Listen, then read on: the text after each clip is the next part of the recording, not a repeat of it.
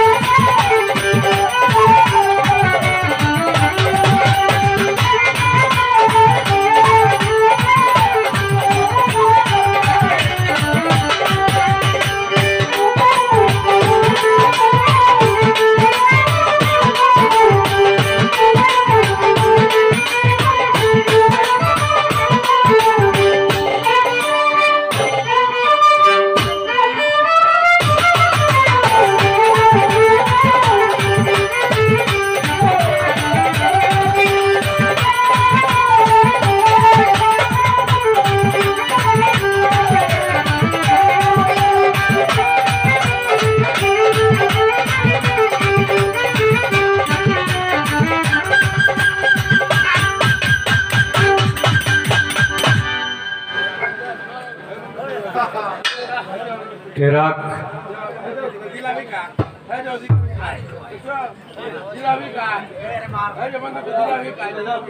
কুমিল্লা মেঘনা থানায় গানে গেছিলাম। আস্তে বন্ধুগণ,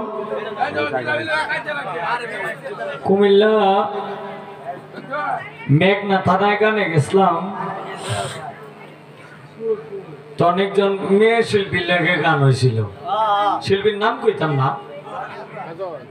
এই কথাটি তো মিডিয়াতে যাবে, তখন আমার সাথে ছাপা লইছে।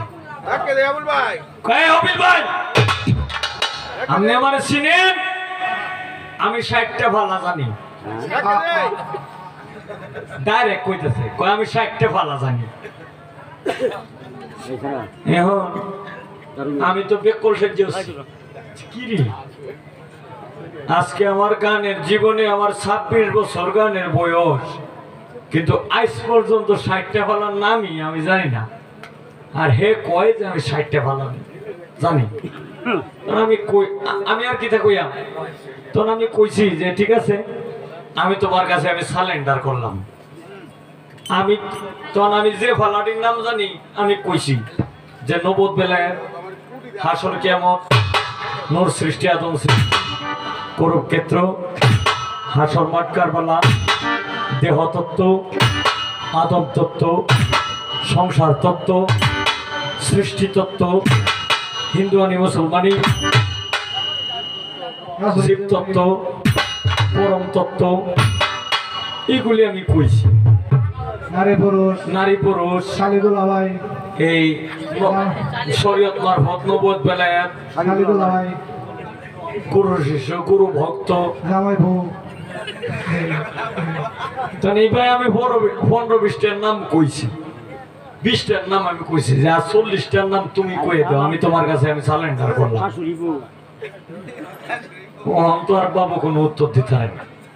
তখন আমি কইলাম যে সাফা যায় আমার যায় না মাইর।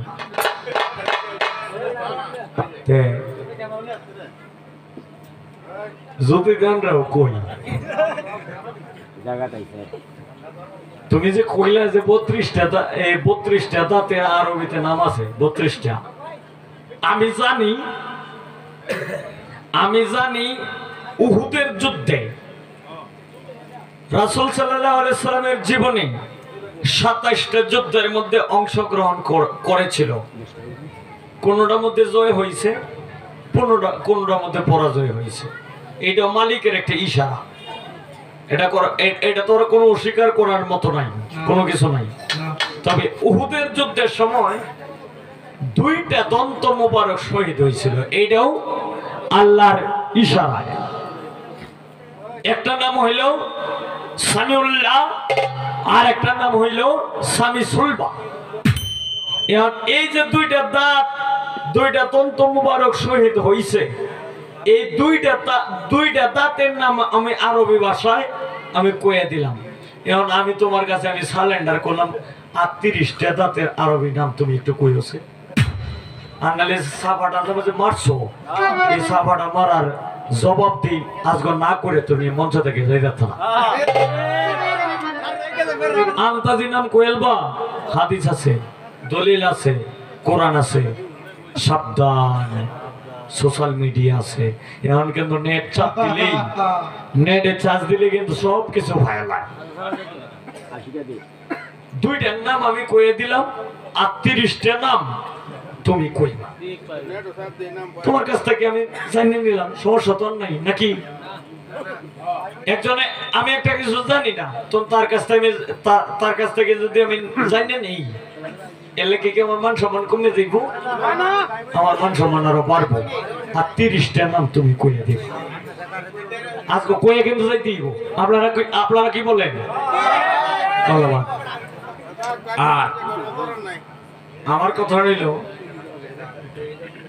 কোন 40 দিন রয়েছে, কোন এই 30 দিন রয়েছে। এইটা তোমার জানার কোনো বিষয় আসিল না। কোনানো রয়েছে ওই যে মাংস পিণ্ডের মধ্যে কয়দিন রয়েছে, রক্তপিণ্ডের মধ্যে কয়দিন রয়েছে। আমি কি এটা আমি জিজ্ঞাসলাম? আমি জিজ্ঞাসলাম যে মায়ের উদরে যদি 10 মাস 10 দিন থাকে, তাই বাবার কাছে কয়দিন ছিল? হ্যাঁ, আমার কথা তো এইটা ছিল নাকি? আমার কথা কিন্তু এইটা ছিল। তুমি পারলে জবাব দিবা, না পারলে তুমি না করবা, যেটা আমার জানা নাই। তাহলে ইয়ে তো সাফা মারো লেখা, এটা জানো না? নেত্রকোনা ডিস্ট্রিক্ট বাউল গানের আতুরগড়, ঠিক? এটা জালালউদ্দিন সাহেবের এলাকা। এখানে জালালউদ্দিন সাহেবের বাড়ি, যিনি এই বাংলাদেশের মধ্যে কোন সাধক লেখে নাই, একমাত্র বিশ্ব কবি, বিশ্ব রহস্য লিখেছেন। বাংলাদেশের মধ্যে যে সাধকরা জন্মগ্রহণ করছে, কোন সাধকরা এই বিশ্ব রহস্য লেখে নাই, একমাত্র জালালউদ্দিন সাহেব লিখছে। কি ঠিক না? তাই এটা জালালউদ্দিন সাহেবের বাড়ি। তুমি যেটা কইলিব। আমি একটা জিনিস জানি, তোমার কাছ থেকে যদি আমি একটা জিনিস জানি না, আমার কি মান সম্মান বাড়বো না কমবো? বাড়বো। তাই এর লাগে আমি ছাপা মারার অধিকার কিন্তু আমি রাখি নাই। তুমি ডাইরেক্ট কইবা 30টা নাম কি, আর বাবার কাছে কতদিন ছিল, কয়দিন মাংস ভিন্ডের মধ্যে ছিল, আর কয়দিন রক্ত ভিন্ডের মধ্যে ছিল, এইটা আমার দেওয়ার বিষয় না, এটা আমার জানারও বিষয় না। তুমি বাবার কাছে কয়দিন ছিল? যদি কো 10 দিন আমি মানতাম না, যদি কো 3 দিন আমি মানতাম না। সেই দিনে একটা শিল্পীর জিজ্ঞাসলাম, কয়ে বইছ 2,63,000, এটা আমি মানতাম না। সেইটাই কো আমি মানতাম না। তবে গোপন মারিফতি শাস্ত্রিক ভাবে যেটা আসছে, এটা যদি হয় তাহলে অবশ্যই আমাদের নেত্রকোনার সাধকরা যেটা বর্ণনা করে দেতে গেছে, এইটা যদি কও তাইলে আমি মানবাম, আর নাহলে আমি মানব না।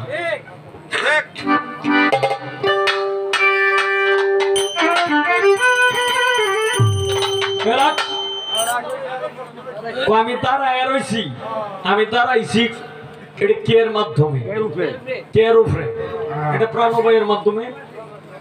এই প্রাণবায়ু ধ্যান, উদ্যান, সমাধান, সমান, প্রাণ, অপ্রাণ। এই যে প্রাণবায়ু আমাকে চাপ দিয়ে রাখছে, যে কারণে আমি দাঁড়ায় রয়েছি। এই প্রাণবায়ুর চাপ যখন কমে যাবে, তখন এই হবিল সরকার আর হবিল সরকারের জায়গায় থাকবে না, শুধু পরে থাকবে এই যে নশ্বর দেহটা। এই নশ্বর দেহটা যখন পরে থাকবে, তখন অবিনশ্বর কিন্তু আর থাকবে না। তাই এই প্রাণবায়ু যখন চলে যাবে, তখন এই অবিনশ্বর দেহর, এই নশ্বর দেহর আর কোনো দাম থাকবে না।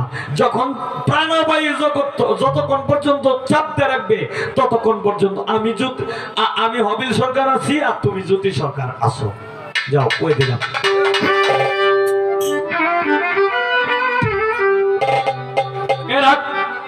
হবিল ভাই, আপনার কাছে আমরা একটা রিকোয়েস্ট আছে। আমরা নেত্রকোনা থেকে বেশ কয়েকজন আইছি গান শোনার লাগে আপনার। এটা আপনার একটা কষ্টের গান কইছিলেন নাকি তা বলিটা মনে নাই। এটা সুবারি গাছের উগারের নাকি একটা গান কইছিলেন যে শত কষ্ট বুকের মাঝে চাপ দিয়ে কি রাখা যায় নাকি? ইনশাআল্লাহ আমি এই গানটা গাবো, তবে আগে একটা জালালউদ্দিন সাহেবের গান গাইলো নাকি? তো ধন্যবাদ। হ্যাঁ হ্যাঁ, রশিদউদ্দিনের গান গাইয়াম, তবে আগে যেহেতু জালালউদ্দিন সাহেবের বাড়ি, জালালউদ্দিন সাহেবের গানই একটু বেশি বেশি গাওয়ার চেষ্টা করি নাকি?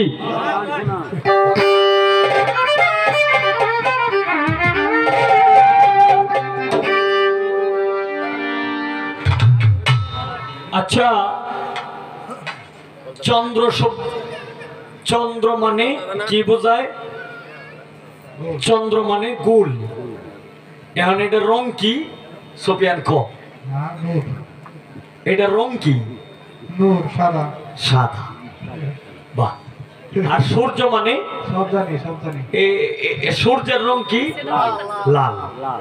এখন জ্যোতি দেওয়ান, তোমার কাছে আমার একটু জানা দরকার, বীর্য এমন একটা বিষয় যে বীর্যর কথা যে কইছ, এই বীর্য সাদাও না লালও না, এটারে কিতা করলে সাদা হয় তুমি একটু কইছো?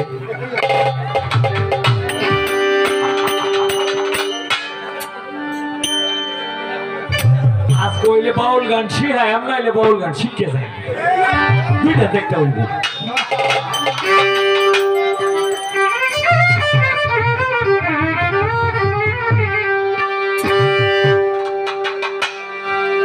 আমি সকালে উঠি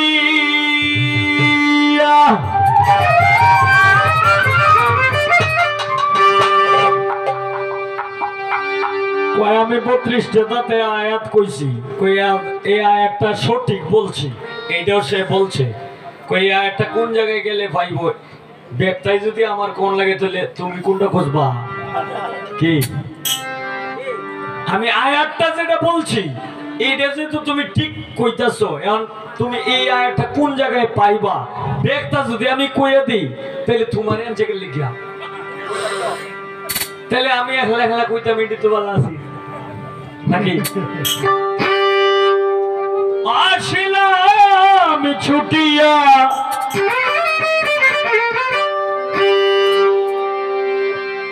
দিবায় অবসানে যাব চলে,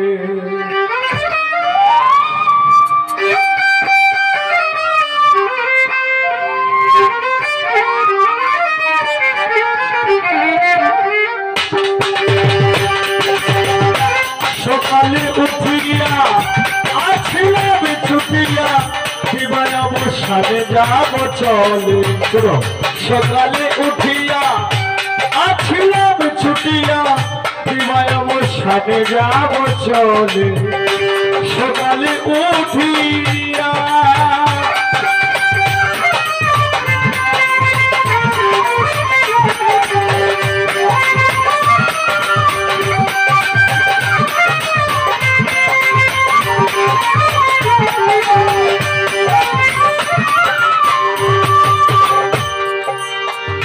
মেঘেতে বিদ্যুৎ মিশে চুম্বকের মতন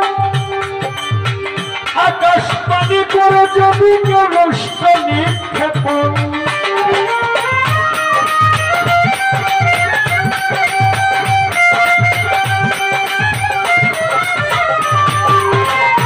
মেঘেতে বিদ্যুৎ মিশে চুম্বকের মতন আকাশ পানি করে জমিকে নষ্ট নিক্ষেপণ, শেখায় তখন শেখায় তখন ফিরে আসে ধরা তোলে। সকালে উঠিয়া আসলাম ছুটিয়া দিবায় অবসানে যাব চলে,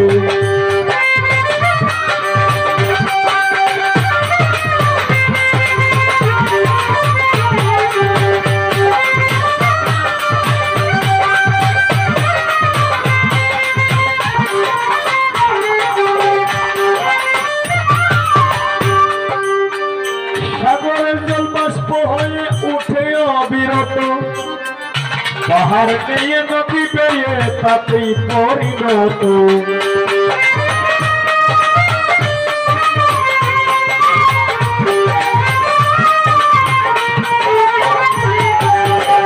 সাগরের জল বাষ্প হয়ে উঠে অবিরত পাহাড় পেয়ে নদী পেয়ে তাতেই পরিণত এইভাবে তো হবে যত এইভাবে তো হবে যত সৃষ্টি স্থিতি নয় সকলে সকালে উঠিয়া আসিলাম ছুটিয়া দিবার অবসানে যাব চলে সকালে উঠিয়া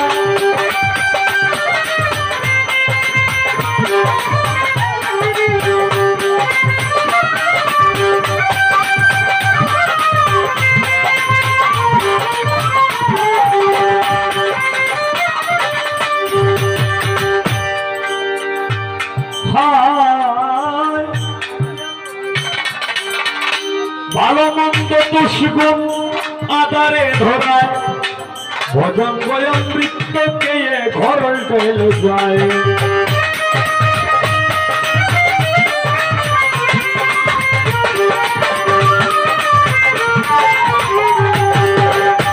ভালো মন্দ দুষ্গুণ আধারে ধরায় ভজঙ্গ অমৃত খেয়ে ঘর ঢেলে যায় কাকের বাসায় কোকিলের চায় কাকের বাসায় কোকিলের চায় চাঁদ বলি কি আপনি বলে সকালে উঠিয়া আসিলাম ছুটিয়া দিবার অবসানে যাব চলে সকালে উঠিয়া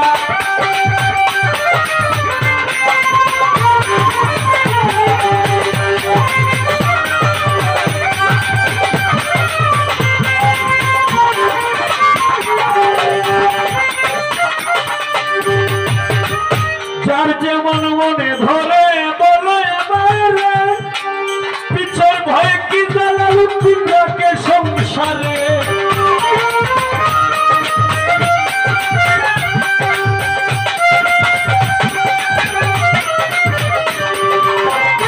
যার যেমন মনে ধরে বলো এবারে পিছর ভয়ে কি জ্বালা উঠে সংসারে চিনবে তারে কি সকালে শিক্ষক করে ঘুরে বেড়ায় কর্ম বলে সকালে উঠিয়া আসলাম ছুটিয়া দিবার অবসানে যাব চলে সকালে উঠিয়া আসলাম ছুটিয়া দিবার অবসানে যাব চলে সকালে উঠিয়া আসলাম ছুটিয়া দিবার অবসানে যাব চলে সকালে উঠি